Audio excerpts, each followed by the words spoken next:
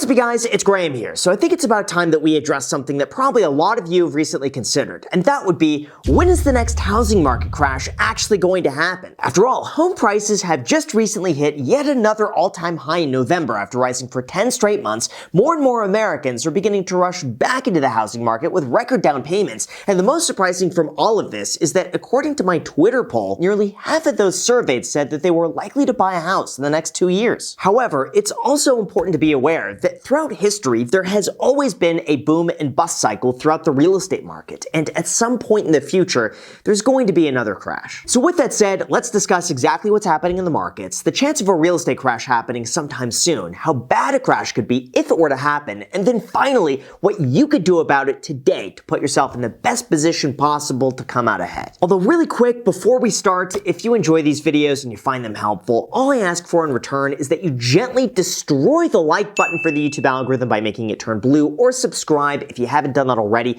It helps out the entire channel tremendously, and as a thank you for doing that, I will do my best to respond to as many of your comments as possible and wish you a happy holidays. So thank you guys so much, and also big thank you to Hero Bread for sponsoring today's video, but more on that later. Alright, so before we talk about the potential pitfalls to watch out for in 2024, we first have to talk about the current status of the housing market, because this is going to lay the foundation for what we're about to see. And as of today, it's pretty shocking. According to Realtor.com's year-end review, the entire housing market was perfectly summed up in one word: frozen, not the Disney movie, with the entire belief that 2023 will go down in history as one in which the housing market came to a complete standstill. Why? Well, as it turned out, the higher interest rates went, the less affordable it was for buyers to obtain a mortgage, and the less likely sellers were to sell. In fact, as they point out, this year is on track to have the fewest existing home sales since 1995, and pending home sales are also at their lowest level ever in history since they began recording the data in 2001. This is even more alarming when you consider that the US population has also grown 18% during that same time frame. Now, even though you might expect home prices to fall as a result of this,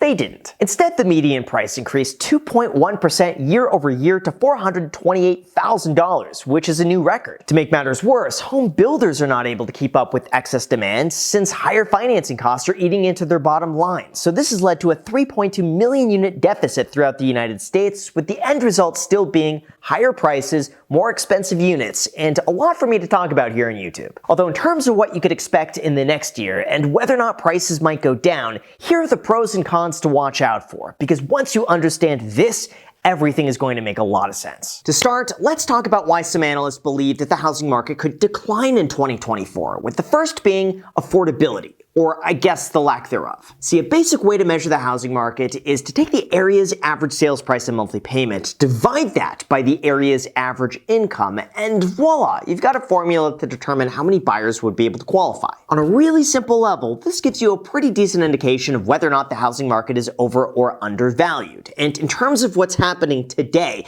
nationwide, we have the worst affordability since 1984. CNN reported that currently 38.6% of the median household income is required to make the monthly payment on the average home purchase. And typically a home is considered affordable if that amount is below 30%. This unfortunately has resulted in 99% of the United States being unaffordable for the average American making $71,000 a year. Realtor.com also found that throughout the United States, it takes an income of nearly $110,000 to qualify for the average home at today's prices with 20% down. And if you want to buy a home on the West Coast, it takes an income of $161,000. Second, we have higher unemployment. Now, before people start commenting, "But Graham, unemployment is one of the lowest levels ever in history at 3.7%. What are you talking about?" Don't worry, I'm playing devil's advocate here because the findings are actually pretty surprising. Besides the 1950s after World War II, the unemployment rate has never been able to sustain below 3.5% for more than a year. And if you don't believe me, look at the data. In 1953, high inflation caused a recession that more than doubled the unemployment rate. The same occurred in 1958 and in 1969 when interest rates were increased.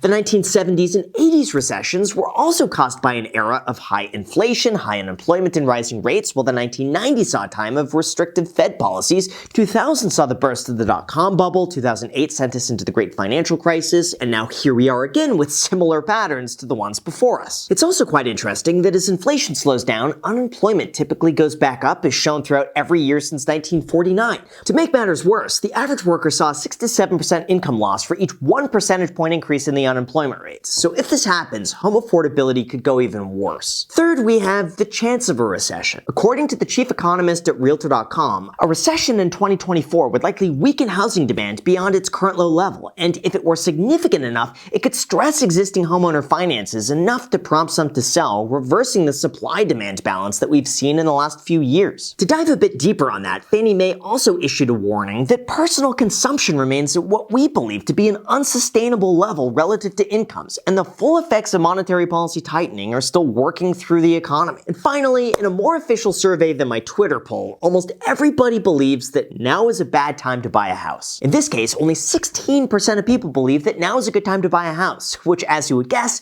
is at an all-time low. Not the band. Anyway, what's the most surprising about this is that high mortgage rates surpassed high home prices as the top reason why consumers think it's a bad time to buy a home. And this is what's leading to the lowest consumer confidence ever reported. All of this sets the stage that there are some factors outside of our control that could negatively impact the real estate market in 2024. Although this is really only the tip of the iceberg. Because in terms of why housing prices could actually begin to go back up and what you could do about it, here is exactly what you need to know. Although before we go into that, I know we usually talk about getting the bread here on the channel, but today I also mean that quite literally. For the last few months, I've been taking my health a lot more seriously. Like, I've been eating better, I've been going to the gym 5 to 6 days a week, and I've been optimizing every aspect of my life, of which our sponsor, Hero Bread, is there to help. For those unaware, Hero Bread has become a daily staple of mine every single morning because of its soft, fluffy texture and dynamic flavors that make it constantly taste like it just came out fresh baked from the oven. Not only that, but just take a look at their nutritional facts. 0 to 1 grams of net carbs, 0 grams of sugar, 5 to 11 grams of protein, high fiber, and under 100 calories per serving. They've also just released a brand new recipe using antioxidant-rich olive oil, which has been shown to reduce cholesterol and minimize the risk of heart disease. Personally, I've just been eating this non-stop as somewhat of a bread substitute while I'm trying to increase my protein intake. For instance, every single morning I'll toast some with peanut butter, and for lunch or dinner I can either make myself a sandwich or use their tortillas with vegetables and meat as a way to cut down on processed sugars. Honestly, what's the most remarkable is that it tastes better than the store-bought bread that I usually buy, and it's much healthier for you, which are two words that usually don't go with each other. So if you're interested in starting off 2024 with fresh new goals, you could get the bread by going to hero.co/Graham or using the link down below in the description and use the code GRAHAM to get 10% off your first order. Again, the link is down below in the description with the code GRAHAM to place your order today. And now with that said, let's get back to the video. Alright, so in terms of why the housing market might continue going even higher and what you could do to best protect yourself, let's start with the most basic, and that would be falling interest rates. As of the other week, Jerome Powell indicated that we're likely to see 3 rate cuts throughout 2023 of 25 basis points each, which would take us to a federal funds rate of 4.5% and eventual mortgage rates between 5.5% to 6.5%. This suggests that with affordability improving, more buyers could be pushed into the housing market and cause prices to go up even further. In fact, Wells Fargo went on record to say that home prices will continue to appreciate, rising 2.5% in 2024 and 4.4% in 2025. Zillow also thinks that home prices will increase by 6.5% by July of 2024, and Goldman Sachs agrees, predicting that home prices won't decline from here on out. Second, more sellers in 2024. Look, the fact is 60% of homeowners have a rate locked in below 4%, and that means they're not moving unless interest rates come down to a point where there's not a huge disparity between what they're currently paying and what they would be paying.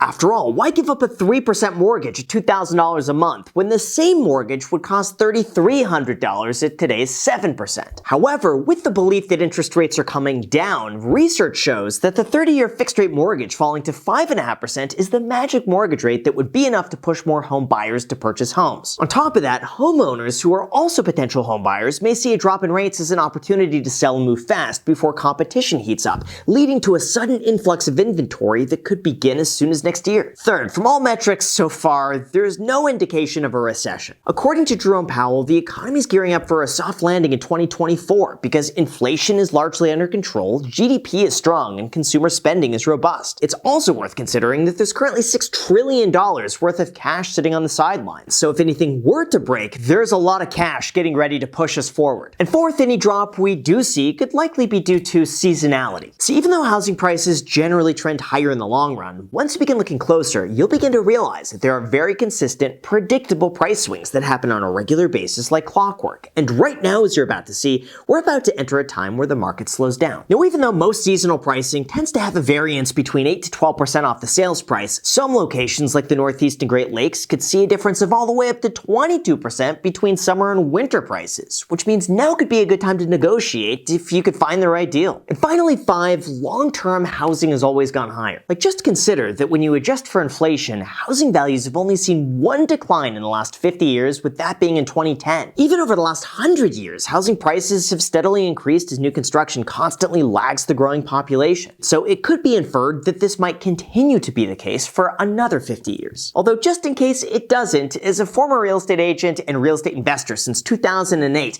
here's my advice on precisely what to do to make sure you come out ahead no matter what happens. The first thing that I'd recommend everybody do is get a 30-year mortgage. Now, I know what most people think when they hear this, but Graham, you pay so much more interest on 30 years than you do in 15, or you just get an adjustable rate mortgage since interest rates are coming down. But long term, it could also be a lot safer. That's because the 30-year mortgage gives you a major advantage over pretty much every other option, and that would be flexibility. Like, there's nothing stopping you from paying off a 30-year mortgage in 15 years if you just want to double up the payments. Easy. But if something comes up and you need to cut back or spend a little less money, the 30-year mortgage gives you the flexibility to make the minimum payments if you absolutely need to, and I think that's invaluable. Second, always get a fixed interest rate. Look, the entire economy is uncertain. You could have never predicted we would be here today 5 years ago. That's why it makes sense to lock in a fixed payment every single month until your loan is paid off, just for the peace of mind. Plus, if rates wind up declining like everybody expects, then you could move on to third, refinance. If you ever have an opportunity to refinance your home to save some money, do it. This allows you to get a brand new loan that replaces your existing loan. And when interest rates are lower in the future than they are today, that new interest rate replaces your current one and you save some money. Fourth, avoid selling your home unless you absolutely have to. The truth is, real estate values really only matter if you intend on selling. So everything I mentioned so far is really about bringing your monthly payments down as low as possible so that if you don't have to sell, you don't need to. On top of that, by not selling, you'd also be able to ride out any short-term fluctuations in price until eventually the market recovers. Fifth, always make sure you keep an emergency fund on the sidelines for when something comes up. The reality is, with real estate, something is going to break at any point when you least expect it, and it's going to cost you a lot of money. For example, I went 2 years without anything going wrong, and then a $2,500 heating bill. The other reality is that throughout your term of ownership, you're going to have recurring costs that you just can't avoid, like property taxes, insurance, and normal repairs that you need to budget for. That's why my recommendation is to always keep a few months of property expenses on the side in cash for when you'll eventually need it. And lastly, my sixth best piece of advice is to only buy a property that you could comfortably afford. Don't bite off more than you could chew. Don't overextend yourself, because the home is cool. Just buy something that you could reasonably pay for in a worst case scenario. Generally, I recommend that your housing payment shouldn't exceed 25% of your income and maybe 30% on the top end. If you could keep it below that, you'd be okay. But overall, no matter what happens, I think we need to take a moment and appreciate the resiliency of the real estate market throughout history as a fairly stable store of value. Like, besides the exception of 1929 and the 2008 real estate crash, overall the trend has been consistently upwards. Now, that's not to say that prices will never fall, because certainly there's going to be times where the market slows down and prices drop, especially since the real estate market is highly localized. But overall, it is important to instead buy a house that you could afford with a fixed rate term, preferably for 30 years to lock yourself in, and then hold on to it for as long as possible. Now, I highly doubt that we would see a crash like 2009 or 2008, since those were highly concentrated in the real estate markets, but I also wouldn't be surprised if we just see a slowdown in growth over these next 10 years. Even though increasing home prices are certainly worrying people, as long as you buy something that you could afford with the intention of holding on to it for at least 8 to 10 years, any short-term fluctuation in price shouldn't make much of a difference. But you know what would make a difference? If you hit the like button and subscribe if you haven't done that already. So with that said, you guys, thank you so much for watching. I really appreciate it. And don't forget that you could also get 2 free stocks down below in the description when you make a deposit using a paid affiliate link. Those stocks could be worth all the way up to a few $1,000s. So if you're interested, the link is down below. Enjoy. Thank you so much, and until next time.